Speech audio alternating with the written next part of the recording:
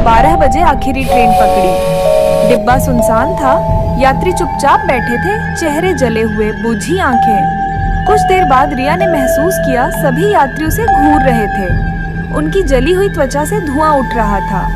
डरते डरते उसने बगल में बैठे बुजुर्ग से पूछा, ये ट्रेन कहाँ जा रही है? उन्होंने मुस्कुराकर कहा, जहाँ हम 10 साल पहले गए थे। रिया का दिल तेजी से धड़कने लगा।